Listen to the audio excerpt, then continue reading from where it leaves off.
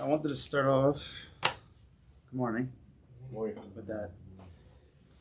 But I wanted to start off with something I told the teens yesterday, which I thought is very apropos for what we're learning in general, and also we'll see how it's going to help us with something else.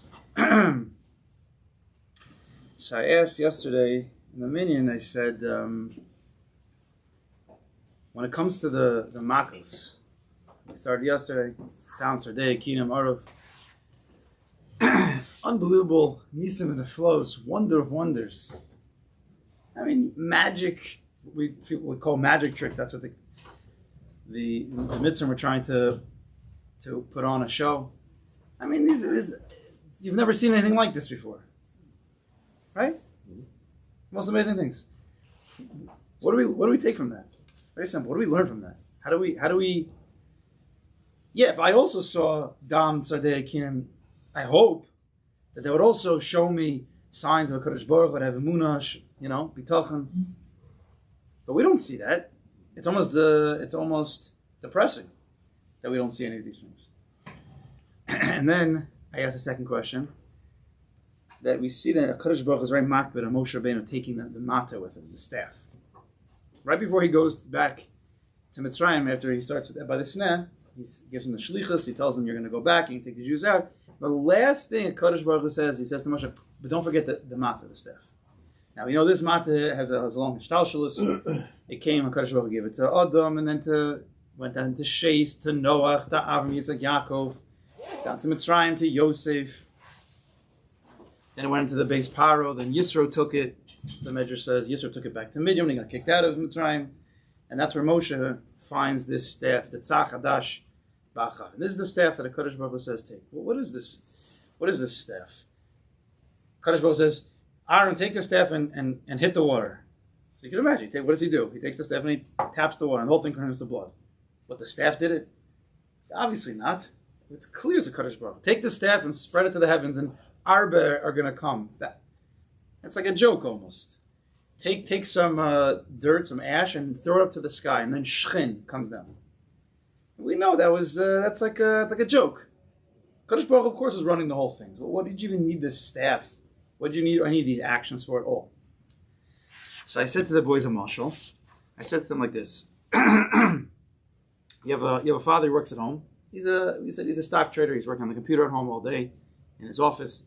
And his little kids around during the day, and he comes and he starts bothering the father, and he starts pestering him, and wants something from the father. And the father offers him food, he offers him this, and then the kid's not budging.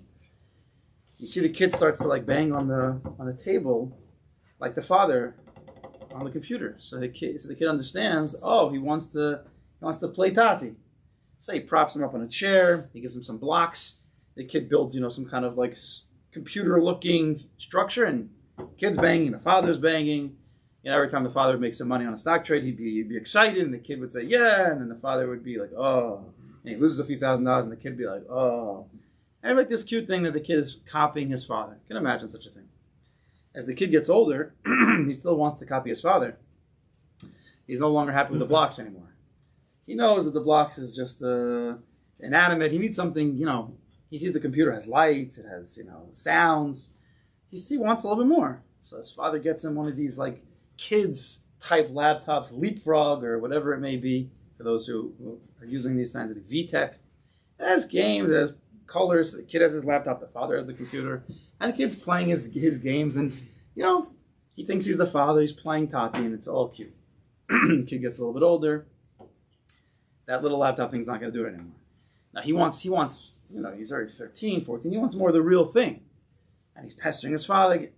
So his father gets him a laptop.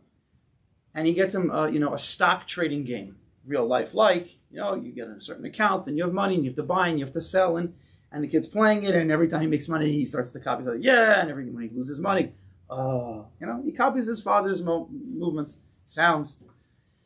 Now the kid's already getting to be 17, 18, 19, 20. The kid knows the game's, it's not going to cut anymore. Tati, I want the real thing. I'm ready. I've been copying you for the past, 18 years. From the blocks to the VTech to the laptop to the games. I want the real thing. I could do it now. Father says, "You sure? You know, it's not. It's serious. It's serious game over here. It's not a game. It's serious. It's real life. You could lose your money. You know." Kid's like, "I want to do it. I want to do it." So the father says, "Okay." So he gets him a real computer, just like his, sets him up, gives him an account, and he gives him a certain amount of money. He says, "Okay, it's all yours." And at first the kid was doing pretty well, making some good trades, making some money, and then he starts to get excited. He starts to get a little bit haughty. You know, look, I could do it just like you could do it, Tati. You know, he starts to feel a little bit full of himself. And the father says, "You know what? Don't get so haughty. Don't be such a balgaiva. You know, make your panas. You know, make some money. It's good, and keep it down." So the kid, okay, whatever it might be. A few weeks into it, he starts to lose more money, and lose more money, and lose more money. And the kid's starting to get nervous. It's all of his bar mitzvah money, all his money that he got from all his gifts that he was going to save, down 10,000, 8, 6, 5, 4, 3, 2, 1. And the kid's going out of his mind. He's starting to stress out. He's starting to sweat. He's starting to get really at home. He's not really taking care of himself. An 18-year-old kid in the house.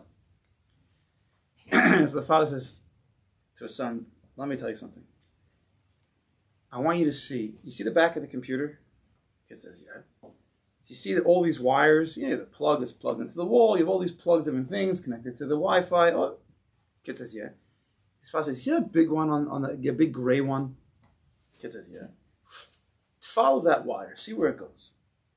So the kid says, "Okay." So he takes the wire and he sees it. It goes into the wall, but there's a closet, so he's able to go into the closet in the back. He sees the wire. It's not going anywhere else. It's following around the room into another door, opens the door, comes back into the same room he was in. That wire goes right into his father's computer. He says, What's going on? My computer's connected to your computer?" Father says, "Yeah, you think I was going to let you make all these trades by yourself? Every trade you made, it came to me first. Then I decided whether it should be or it shouldn't be. You didn't lose as much as you thought you lost. You didn't lose as much as you lost. And I'm going to take care of you anyway." So the whole time the father's watching over. The whole time the father has the controls over what happens. I don't know how you say this, but who's better off in a certain way? The little kid who's playing with the blocks, where he doesn't think that he's running anything. He's just having fun to be like his father. He's doing what he has to do and never really stressing out. Or you have the kid who totally stressing out or becoming a balgaiva and really didn't matter at the end of the day anyway because his father was running the whole show anyway. Right? This is the difference between a chacham and a tam. Right? The tamim is the simplicity, not low level. I don't want to say, there's certain words we don't say in our house, but not stupid. We're not talking about that. It doesn't mean he's not smart. A tam, it means he's simple. He's a ki'ilu, a little kid who trusts in his father. Whereas as the kid gets older, he becomes more complicated, more sophisticated. He wants to do it himself. He needs the bigger gadgets. He wants more control. And so he's stressing out. And at the end of the day, anyway, the wire is connected to his father's computer. When HaKadosh Baruch Hu created the world, right? He gave us all the obligation. We're learning to do hishtadlus. Habitachon says you have to do hishtadlus. So he gave the world a mata, a staff to do stuff with. But how complicated, how sophisticated is that staff? See, by the Avos, by Moshe, very, very simple staff. Now you tap the water, you do the thing that Hashem tells you to do, and poof, the Dam comes, the Tzardea comes, the Kinim come. Right? They needed very low-level hishtadlus because they believed that it was all from HaKadosh Baruch Hu. But as time went on, and we distanced ourselves, and we became whatever, we had less clear emunah bitachon. So the staff got more sophisticated. It turns into computers, it turns into all of this stuff. Where at the end of the day, it's still connected right to HaKadosh Baruch Hu. But we think that we have more control over it. We think we have more control over it. And if we put more energy in, that's why we stress out. Right? So that's what we learn. That's what's going on with Galos Mitzrayim, the Geula. Is that we're learning Emunah B'tachon. Klal Yisrael as a nation, Moshe Rabbeinu, and Klal Yisrael is learning about Emunah B'tachon. And that was a lot that went on during the Midbar. From the Geula to the Man, which is all about B'tachon and all about Hishtadlus, we'll get to. We've spoken about. So with that, we start. That's the understanding, right? And nowadays, of course, we have to use actually sophisticated utensils, but depending on where's your head and your heart, that's always been what we're talking about. Hishtadlis has to be. Hishtadlis has to be with computers, real, actual computers. But where's our head? Where's our heart? Who's really in control? That's the main point here. Who's really in control? If we trust that HaKadosh Baruch Hu is in control, now you're in the world of Bitachon.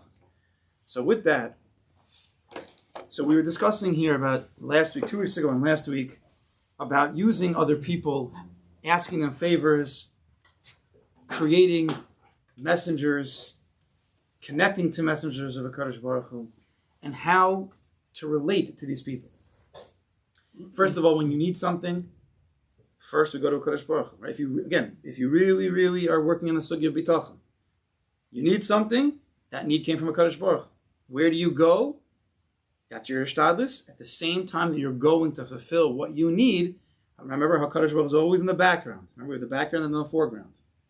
HaKadosh Baruch Hu is always there. You always have to be working with him because only he can decide who you go to. And when you get there even and you deal with that person or that thing or that idea or whatever it may be, only he decides whether that's going to, whichever way it's going to go. Is it going to work out or it's not going to work out? It's always like that. And therefore, again, the point of bitachon is you can always stay calm and reassured that whichever way it goes, it's exactly the way it's supposed to be. So even though your hands and your legs are going to different places, to doctors and to schools and to parnas and to all these things that we do, or shidduchim for those who you have to go, but the heart can be at ease because it's always with the HaKadosh Baruch Hu, because he's always there. So then we said on page 159 that what happens when the request that you ask is fulfilled from HaKadosh Baruch Hu, from this shliach. So go back to 159. Let's start from here. 159, the second paragraph. Im yishlam aidei echad mehem. 159, second paragraph.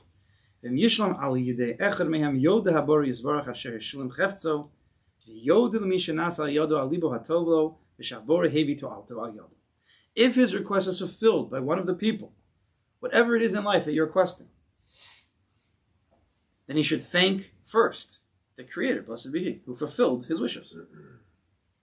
We have to get this, we have to, as much as possible, try to get this to be our what is it called? Mode operandi or something? Modus operandi. Modus operandi. Right? They have to get this to be our process of life. That we first recognize HaKadosh Baruch Hu first, we ask him to help us second, we then find a person, well, it's always with the HaKadosh Baruch Hu, and then whatever comes out, first thank him. At least in your head, even if you have to thank the person in front of you, but at least in your head, the proper process is HaKadosh Baruch Hu first. He should also thank, for two reasons, the person through whom the favor was done. Now, the shliach is not just, chopped liver, right? You can tell the messenger, yeah, thank you so much for your thing, take a hike. I don't really need you anyway, because the HaKadosh Baruch Hu anyway ordered you to come. Like, I don't need to, just give me the thing and take a hike. That would be inappropriate. Because, number one, we have to thank him for his good heartedness. He also has a level of bechira, the shliach. Now, if he threw it at you and whatever you asked him to do and he did it in a mean way, it's a different story. Maybe for his good heartedness, how do you say this word? Heartedness? Whatever. Maybe for that, he won't get thanked if he was mean about it. But number two, for the fact that the Creator brought his benefits through him. So, however you got the thing that you got, HaKadosh Baruch Hu sent this person. So if it was a good thing, and he fulfilled your request, even if he was a jerk, proper bitachon would be you have to look past that, see that HaKadosh Baruch Hu sent him, specifically him. I don't know why this guy was sent, but Lamaisa he was. If you really believe in HaKadosh Baruch Hu, and you really believe he's the Meshaleach, the ultimate sender of all messengers, if you believe that, which I hope we do, then even this person who you really don't like, or he did not nice things, which could be true, he still was the one who was chosen by HaKadosh Baruch Hu. That doesn't mean you have to be his best friend. And he's not going to get thanked for his good-heartedness, but up is something, there's a recognition there. I don't know how you do that, Lamaisa, and every situation is going to be different, but we have to make sure that our heads are straight.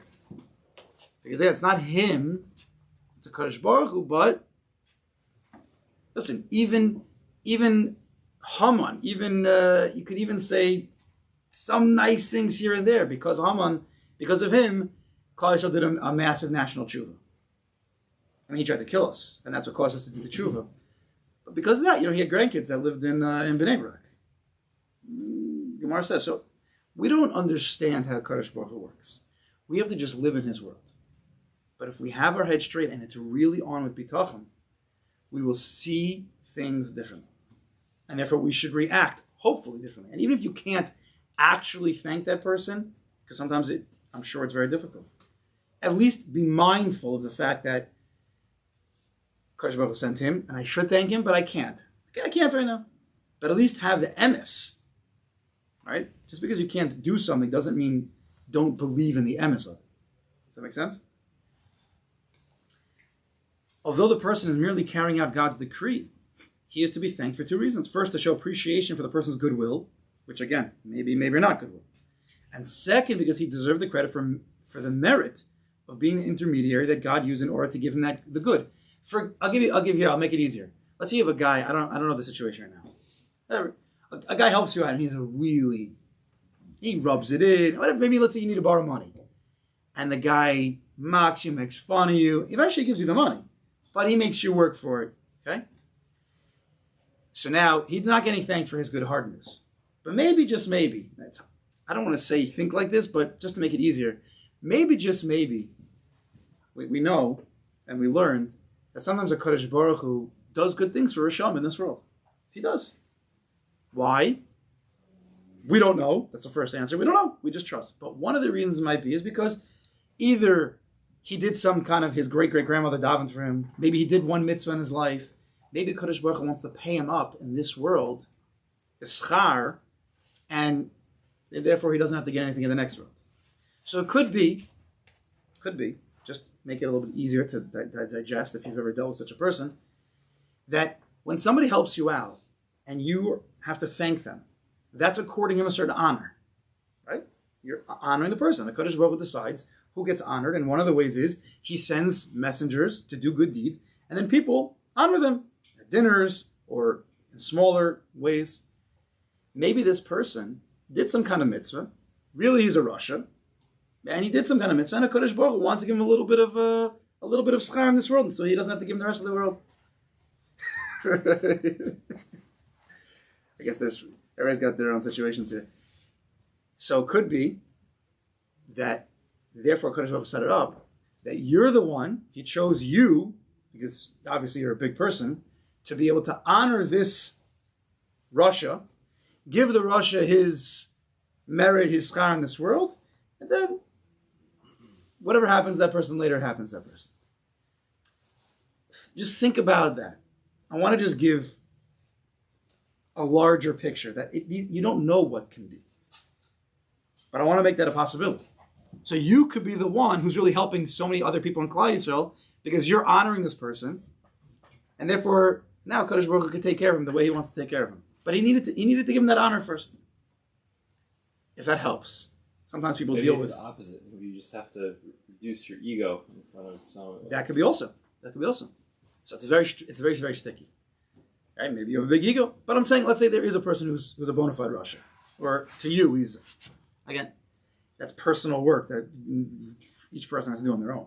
Can you just say, hey, he's a good pipe? But we're talking about a case where that's how it should be. But what happens if a guy is not a good pipe? What happens if he's a really spiky, friction pipe? I mean, it's not a good person. He's a good pipe. I mean, well, what about him is a good pipe? He gave you the thing. He's a pipe. Yeah. A good pipe, not a good pipe. Again, who are we to judge? We also want to be down the kashrus. Again, I'm just giving it in case there is a person who has to deal with one of these people, which I know there are these situations that go on, and it would be hard to live by what the Chavos Vavos is saying. So I'm trying to give a little bit more of a background to perhaps help. Okay. Again, first to show appreciation for the person's goodwill, and second because he deserves the credit for the merit of being the intermediary that God used in order to give him the good. And if you don't give him, and finish off, if you don't give him that kavod, so maybe he will continue to get kavod he will continue to be honor by other people, so Kadosh Baruch Hu wanted you to give it to him, and you didn't give it to him, so now he's going to still get. So I mean, you're shooting yourself in the foot, basically, by not according this person honor. Okay. What does it mean that he had the merit of being God's intermediary to answer the person's request? It says, Chavos for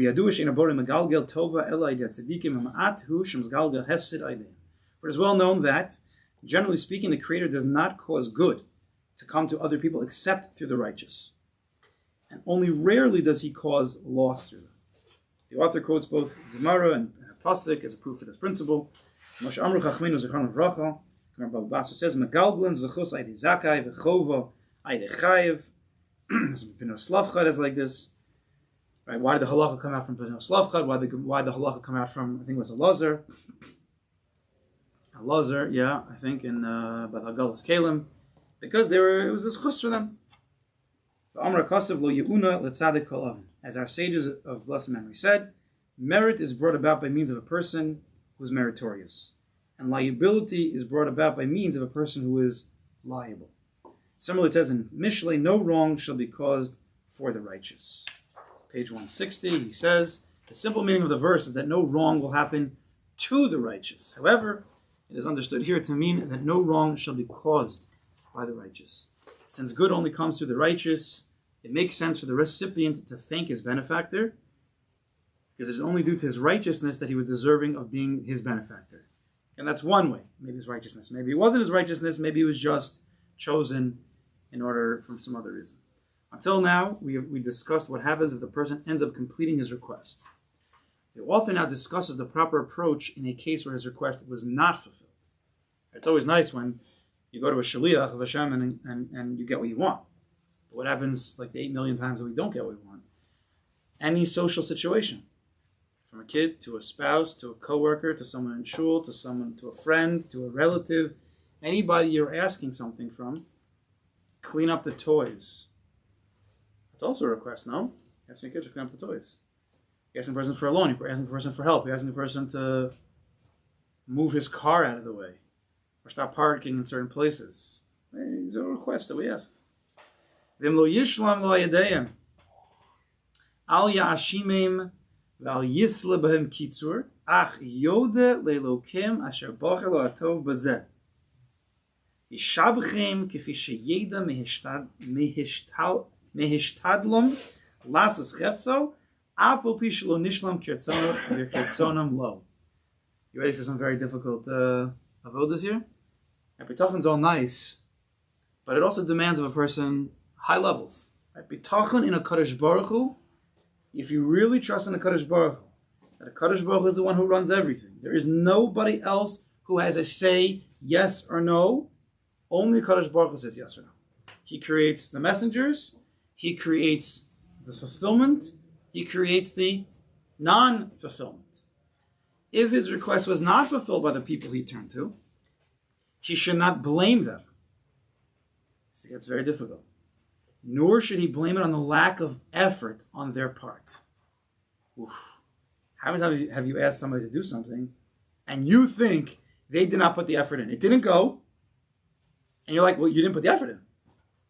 If you would have put more effort in, it would have gone. I'm just reading here straight. If his request was not fulfilled by the people he turned to, he should not blame them, nor should he blame it on the lack of effort on their part.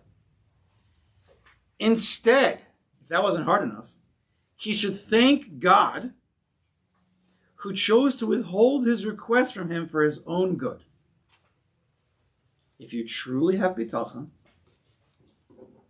if you truly, truly trust that everything Kadosh Baruch Hu does is for your best, and only he knows what's for your best more than you know, then even if you ask somebody to do something which is a simple task or something big or whatever it is, and this person does not do it, not only do you have to stay calm, right? You can't blame them. You have to stay calm, stay in control. You have to thank, not them, to thank a Kadosh Baruch Hu that he didn't give you something that wasn't good for you. Everything in your logical mind will go against this. What do you mean? If the guy would have put more effort in, then it would have gone, and it would have been exactly the way I wanted it to go. every single ounce of a person's mind, if he's not downloaded this properly, will go against us. There's no question. This is very high level. And whereas I don't know how other people teach this, they probably just like gloss over it.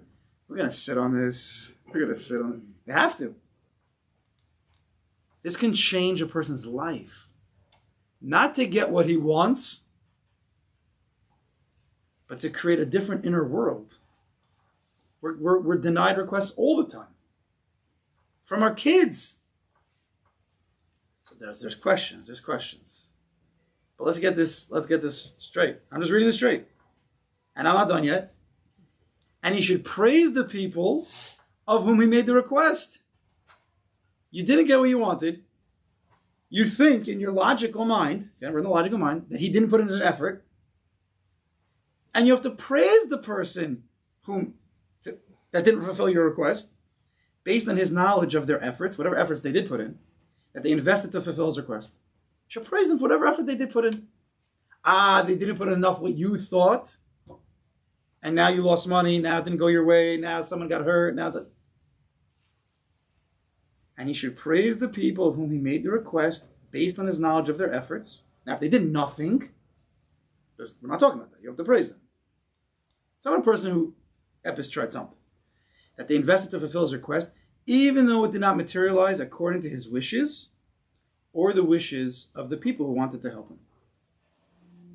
So here a little bit, the person wanted to help you a little bit. He did put a little bit of effort in. That's who we're talking about.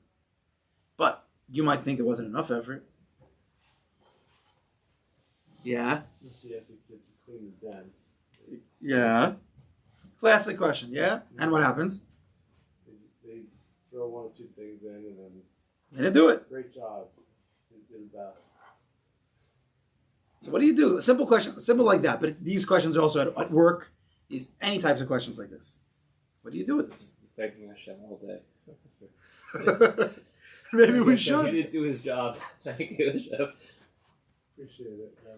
Or I'll say even more. I wrote it down. I forgot it. This morning I wrote it down. So then you go to the kid. Let's just follow David's his story here. You go to the kid and you say, "Listen, you didn't clean up the den. I put two things in." You say to the kid, "But I asked you to clean up the whole den. There's 100 toys. You put 2 in."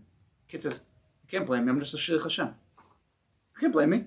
Kadosh Baruch Hu sent me, and I did exactly what Kadosh Baruch Hu wanted. Where should you be talking, Tati? Do you imagine a chutzpah?" So what could the father say back? I'll be talking after I give you a pot. The father says, "You're right. You're right. Your father says, you're right. You're shliach Hashem, and Kadosh Baruch Hu only wanted 2 things. So am I. But so am I, and you're punished. Out of anger? No. Out of education. You're punished. So what we're speaking about over here, and we have to continue getting this in our head again and again, and it's hard, because we're speaking about the trust, setting ourselves with our head properly, and then our heart. Right? A parent who asked the kid 100 times, he only put 2 toys in, this is where the parents lose the handle.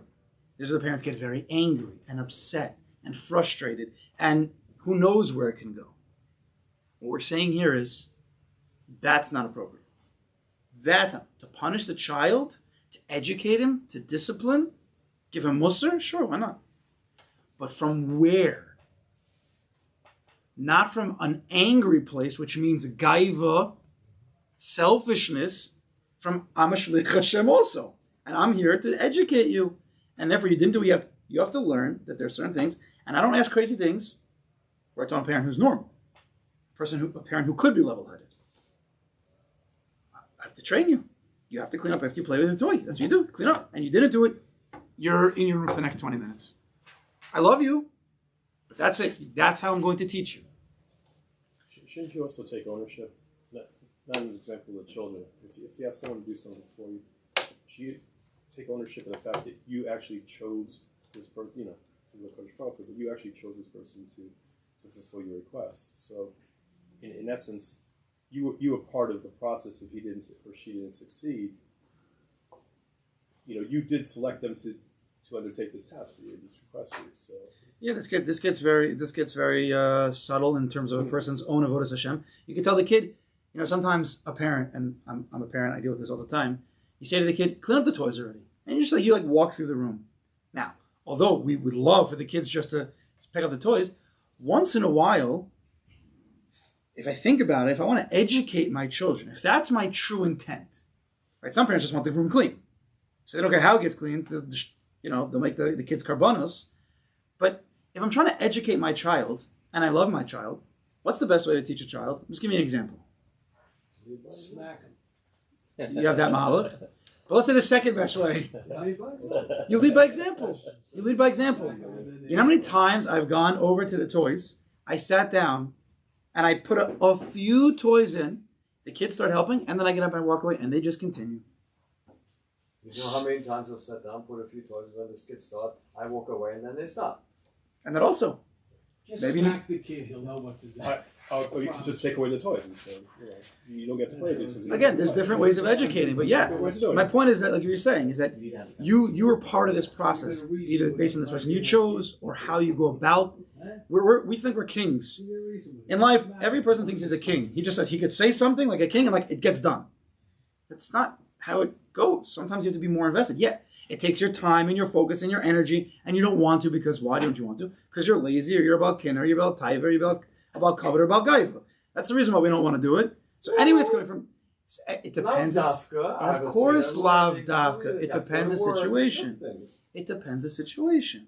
But a lot of times, come on, man. You were talking. You didn't hear where we're going. I heard. But if a person would be true and honest and think about his motivations, he's not as holy as he thinks he is.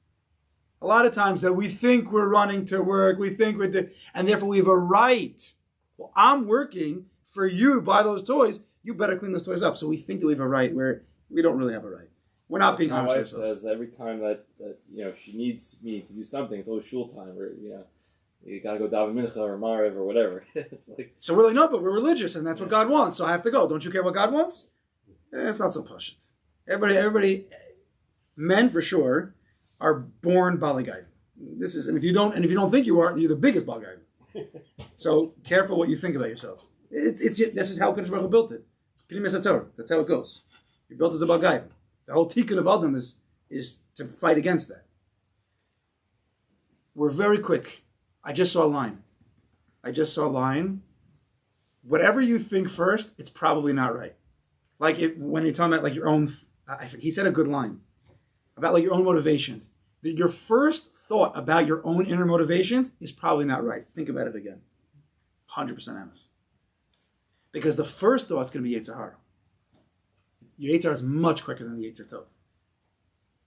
Much quicker. So your first thought about what your inner motivation is, take a step back, breathe for a second. Why am I really getting upset at these kids? Why am I really getting upset at this person? Why am I really? It's usually because I'm not getting what I want. If that's the reason, you're a bagaiva. You're so holy, really, that you're perfect, that your every single move is exactly what a Kadosh Baruch Hu wants, and therefore when they don't do it, you're getting angry for God. Like what, you're Pinchas? That you're such a kanoi for a Kadosh Baruch Hu? Probably not. There's exceptions. But when it comes to Bitachon first, and a Kadosh Baruch Hu's first, and it's always because of him, a lot of our inner stuff can be calmed down. That doesn't mean we don't educate them. But how do we go about it? And they can go to their room, and things can be taken away from them. Why not? If that's part of the educational process. We would save a lot of fights, I think. A lot of inner turmoil, and a lot of fights. And it doesn't mean, I remember we discussed this a long time ago, it doesn't mean you can't fire a person. Guy makes a big mistake, or he's making a lot of mistakes at work. So the guy says, whoa, this is what God wants. Listen, don't be upset, Yeah, so I lost $1 million of the company, but hey, you're working on Bitachon, boss. Don't you know that's God doing it, not me? The guy says, yeah, I know it's God, but God clearly doesn't want you to be working for me anymore. This doesn't mean you can't do hishtadlus. We're talking about the bitachon is referring directly to your head. Where's your head at, and where's your heart at? Get that first, then do hishtadlus. we usually do Ishtadlis first, and then we think about it and regret what we did afterwards. Right? But if we get the head shake that this is the Borei Olam and he's doing it for the best, calm, now make a decision. You got to fire the guy, so fire the guy. You got to discipline the kids, so discipline the kids.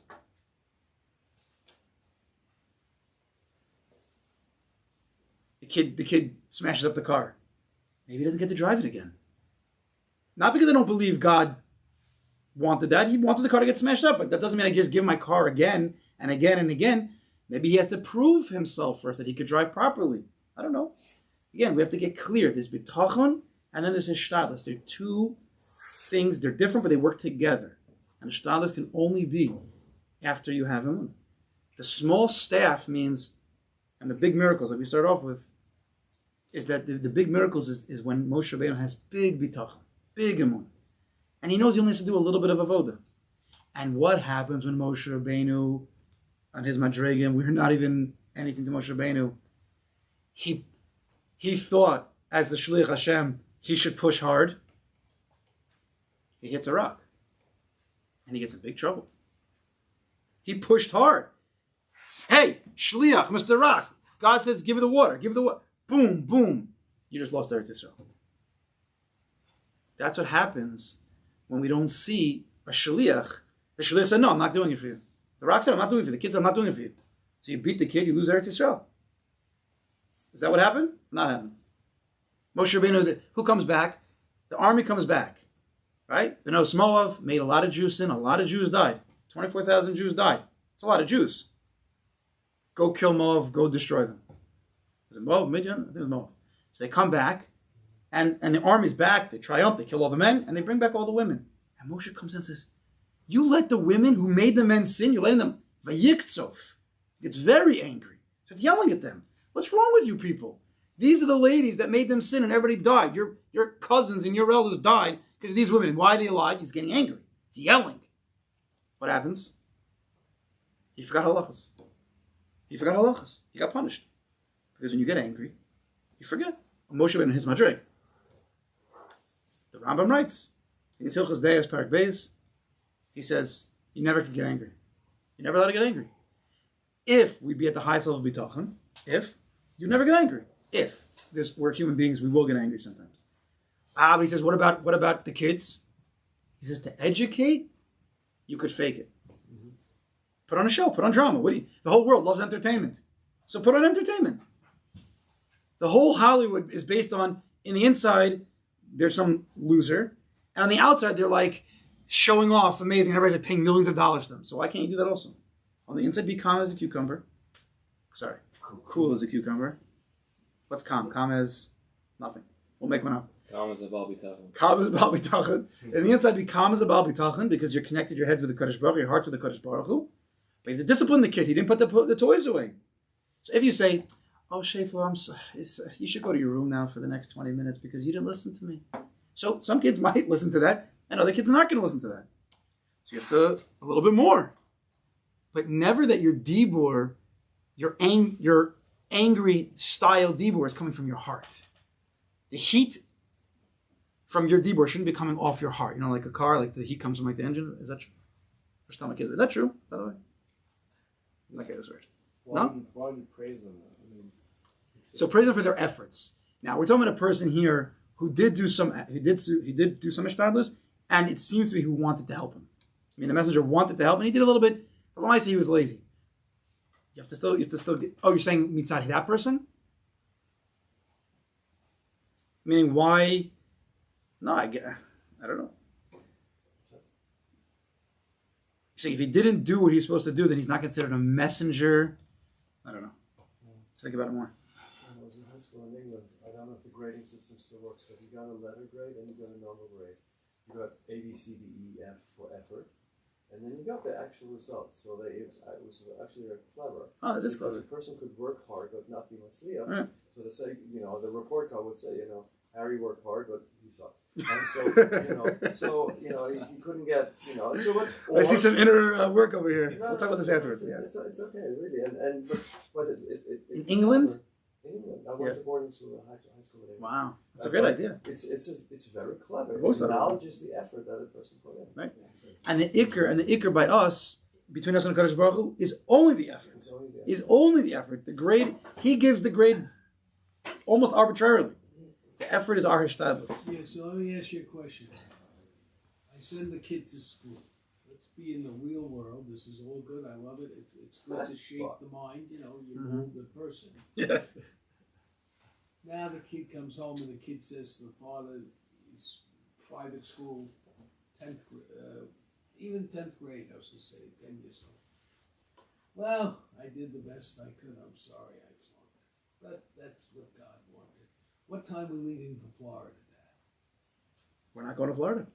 Oh, I just want to know in other words, can you accept that? Or isn't the normal reaction? I may not smack the kid on that, but I may give him a little dressing down saying, you know, son, instead of running to the movies with your friend, which you don't need, it's pashnik, why don't you just sit and you would have studied your chemistry course a little bit more, you would have aced it. Wouldn't that be the normal reaction? We're not saying not. Or would you believe, well, I guess God didn't want you to ace the exam? No. If the kid, you have to know each kid is different. If he's not good in education, that's one thing. But let's say he's good in education, he's just clearly nonchalant. Why is he nonchalant? Is he spoiled? Is he? I don't know. Well, everything you have to analyze. A lot of children are spoiled, and who spoils them? Yeah. By the way, Their parents. And there are kids who are nonchalant and they ace the exam. Thank HaKadosh Baruch Hu for that. But the second kid is harder, right? Everybody's like, no, I want the easy kid. Right. Kadosh Baruch Hu says, no. Your tachas in this world, for your avodas Hashem, for your inner growth, is to spend time with this kid and educate him calmly. Yeah, it's going to take time, but that's why you're here. The person thinks, no, but I got to get to work. I got to make the money. Kadosh Baruch Hu says, whoa, relax. I make the money here. You do what I tell you to do. See, whatever we tell the kids, Kadosh Baruch Hu says to us. Kadosh Baruch Hu says, where are you running? You have a job in this world. And yes, some of it's parnasa, some with children, some with shalom bayis. Sometimes you have to take off time from one to give to the other. If you have your head on straight, if you believe you're a messenger of HaKadosh Baruch Hu, and everything HaKadosh Baruch Hu does is for your best, and it could be spending 6 hours working on 1+1 with a kid, if that's what it is, so be that's what my life is. I surrender HaKadosh Baruch Hu. Whatever you want, that's what I'm going to do. There's something that Rabbi taught on this parenting series, the first tape series that came out from us 25 years ago. And he said that a parent has to remember at all times that that kid is their jackpot. With each and every one of your children, you won the jackpot. And if HaKadosh Baruch Hu gave you that child, there was no parent in this world currently, previously, or in the future that could handle that child as well as you can, or that could educate that child as well as you can. I've managed to forget that every day, but it's still. True. I would tweak that a little bit. I mean, that's because what happens when you're trying your best, let's say, and the kid's objective is not a jackpot. This is you have to say say it a little bit different. According to Habitachon, say it a little bit of a different way. The matching up of the neshamas. That's true. Neshama to your neshama. But it could be the kid goes off very far off, and you're the only one who can love him like a Yitzhak to an Esav. Yeah. So he's your, I don't know. He's your Vodas Hashem. He's your piece. All right, Mitchell, we'll continue next week. All good stuff. It's always done. I like it. I think it's brilliant. I like They- it. we Sticker do for that. your kids. Get them We had this teacher in high school who would give back his tests. Yeah. And this is how he gives back. He gave always well, Mr. Parker, humiliates me. there's a guy who's talking to him. Face 2 weeks up. ago. Which meant you did well. Yeah. You got like a 90 and above. Underachiever. Sideways. Which means you got like an 80. Andrew, face You down. Yeah. And you're like, yes, everyone, in case you're wondering. And it was a college class also. Like, in case everybody's wondering, I did really well.